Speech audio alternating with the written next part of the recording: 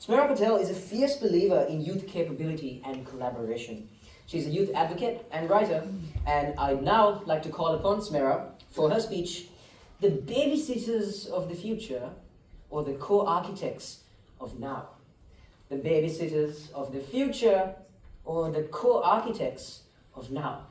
Smera Patel, over to you.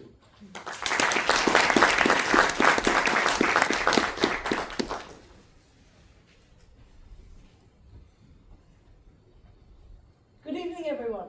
My name's Smera, I'm a Year 12 student, and I'm 17 years old. So yeah, I reckon I'm a tad bit younger than most people who get up on a stage like this. And trust me, I've asked myself numerous times the same question you might be asking yourself right now. What business does a teenager like me have to step onto a stage like this and say things that adults should listen to?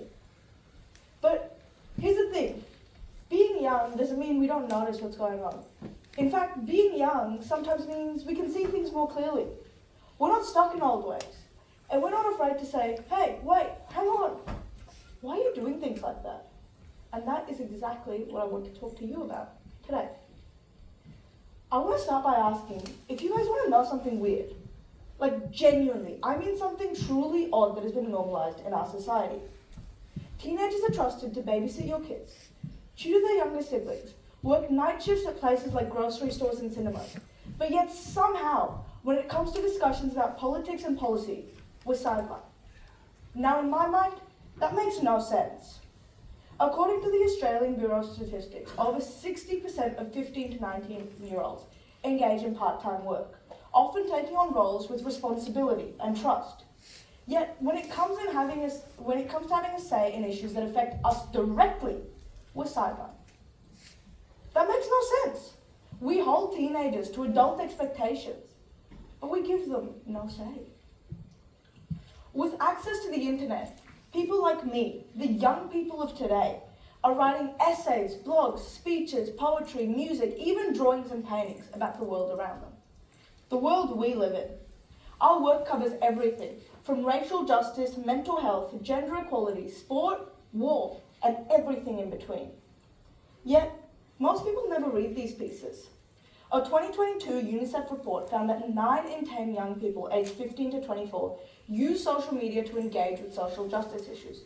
Not just reposting, but creating original content like op-eds, spoken word, petitions, or even community projects. Online spaces have become our political arenas, places where we speak out, create movements, and organize change. Actually, quick show of hands, how many of you have read a published, publicly available piece of writing or watched an informative video created by somebody under the age of 18? And I mean read or watched it willingly, not because someone told you to. Wow, okay, that actually makes me really happy to see. That means this room is ahead of the curve. But here's the thing, you're the exception, not the rule. Including young people.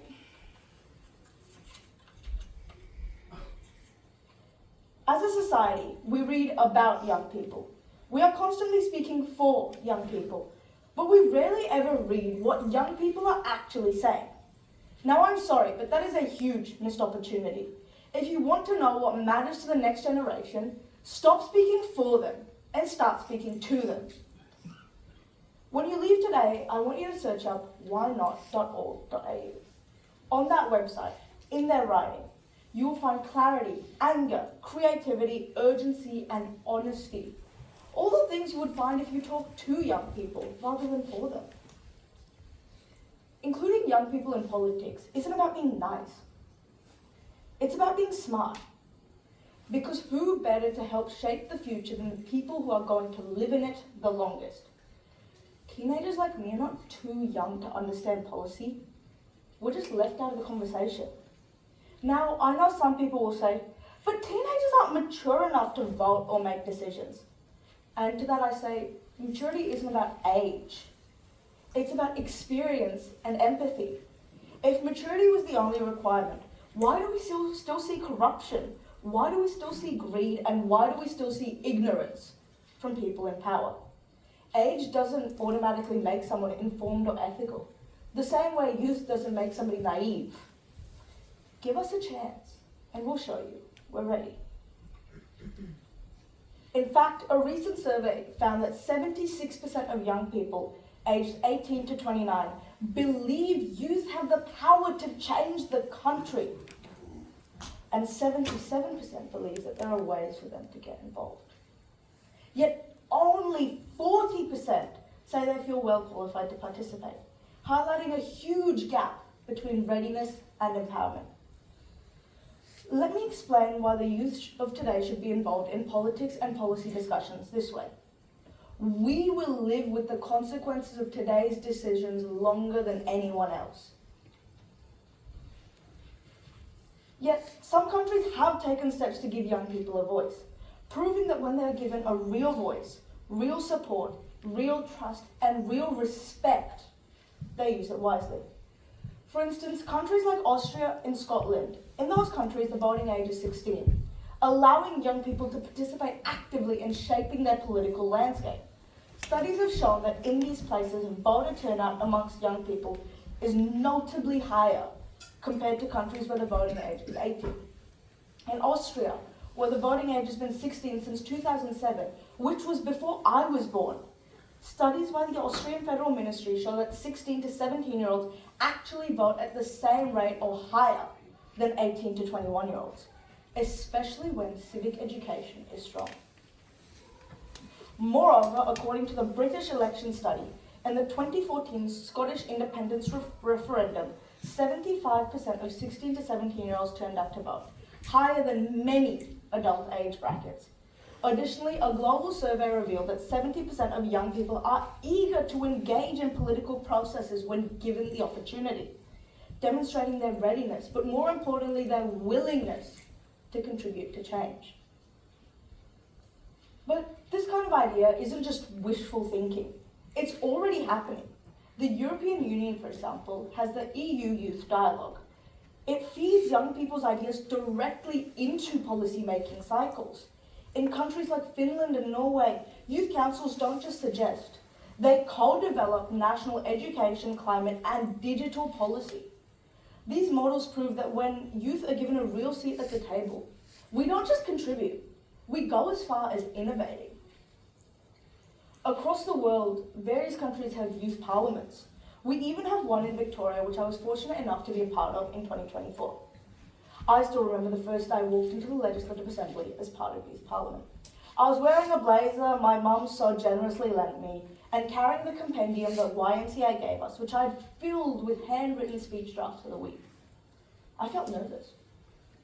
What if my speeches weren't good enough? But worst of all, what if I let my team down? We had worked on a bill about ambulance ramping. I'll be honest, I didn't know much about it at first. But the more I learned, the more I felt an urgency to speak up and bring attention to this issue. I remember standing up to speak in front of the Member of Parliament who was the speaker for our debate, and my fellow delegates in the Legislative Assembly. My heart was pounding as I leant against the table. By this point, I developed somewhat of a trademark of starting every speech with one singular word. Something like negligence, or what's gone on to become my personal favourite, preposterous. So I stood up and I started with my one word, abhorrent. And the room went quiet. In that moment, I realised that I had the power to call for change. I just needed a mic and someone to listen.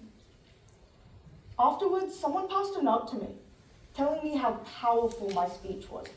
And that reminded me that our voices can shift things. Young people's voices can make change, even in rooms that we're not traditionally supposed to be in. Through programs such as Youth Parliament, young people can propose legislation, research data, and talk to their peers. In fact, as part of my work in the 2024 Youth Parliament, I addressed the Minister of Sport directly in a speech about expanding all-ability sport.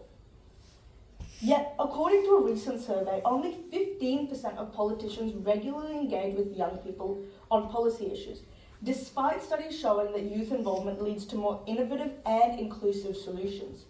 We pride ourselves on having a representative government, yet in 2021, a Reach Out Australia survey found that 80% of young people feel their voices aren't being heard by political leaders, and only 3% of Australian parliamentarians are under the age of 30, despite young people making up around 18% of the population.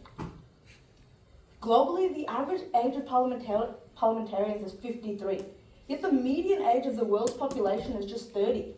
That's more than a 20-year age gap between those making the decisions and those living with them. No wonder so many young people feel disillusioned. This lack of representation not only overlooks the fresh perspectives that young people offer, but also alienates a significant portion of the population who are eager to contribute to societal change. What needs to be understood is when politicians listen, it shouldn't be tokenism. It should be collaboration. Quite frankly, this collaboration is indescribably important. As a society, we say it all the time. Young people are the future. But the truth is, we're not the future. We are part of the present. And saying young people are the future has just become a polite way to tell us to wait our turn. But sticking to the stereotypes of young people, we're impatient. We don't want to wait. In fact, we are so impatient that we've already started organising climate strikes, advocating for school safety, demanding mental health reforms, speaking on stages like this and in rallies and in courtrooms. For example, at forums like COP27, youth participation resulted in the establishment of a loss and damage fund and increased pledges to the adaptation fund, showing youth voices can influence global policy making. Moreover, I just launched empoweryoungvoices.com. Hopefully now you think I'm qualified to be up here. Empower Young Voices is a platform to help people aged 12 to 24 learn how to write articles by offering free writing sessions and providing a platform to publish their first pieces with the aim of instilling the skills and confidence to continue writing and continue having their voices heard. The only question I have for you is will you listen to our voices while it still matters? Or will you continue treating us like an afterthought until it's too late?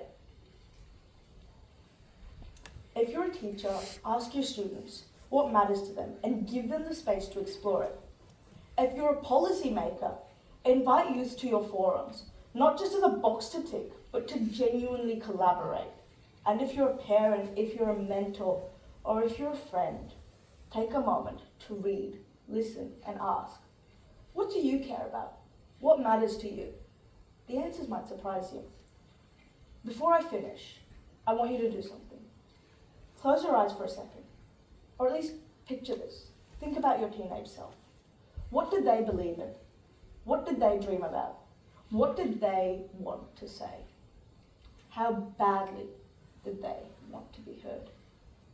Now imagine that version of you being told to stay quiet, told they didn't know enough, told to wait. Would you have listened? Would you have stayed quiet? Would you have believed that you did not know enough? So, I guess what I'm really saying is, if you can trust us to keep your toddlers alive for hours while you run errands, maybe, just maybe, you can trust us to help shape the world those toddlers will grow up in. We're already thinking, we're already writing, we care deeply. So please, stop treating us like the babysitters of the future and start seeing us as the co-architects of the present. Don't speak for us, speak to us, because we're not waiting for permission. We've already started building what comes next. Thank you.